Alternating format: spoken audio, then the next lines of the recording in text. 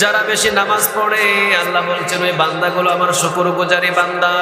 যারা বেশি নামাজ পড়ে ওই বান্দাগুলো আমার নিয়ামতের শুকরিয়া আদায় করে। কারণ সারাদিন যদি আপনি 5 ওয়াক্ত নামাজ পড়েন, শুধু ফরজগুলো যদি পড়েন 17 বার সূরাতুল ফাতিহা পড়া লাগে, ঠিক না বেঠিক? আপনি সারাদিন 17 বার সূরাতুল ফাতিহা পড়লেন মানে 17 বার নিয়ামতের শুকরিয়া আদায় করলেন কার? এই জন্য যারা নামাজ পড়েন অটোমেটিকই আল্লাহর নিয়ামতের শুকরিয়া আদায় করা হয়। এই জন্য আল্লাহ রাব্বুল আলামিন বলছেন ওয়া মাইয়াশকুর ফাইন্নামা ইয়াশকুরু লিনাফসিহি, যে নিয়ামতের শুকরিয়া আদায় করলো সে নিজের জন্যই করলো। যে নিয়ামতের শুকরিয়া আদায় করলো সে নিজেরই লাভ করলো।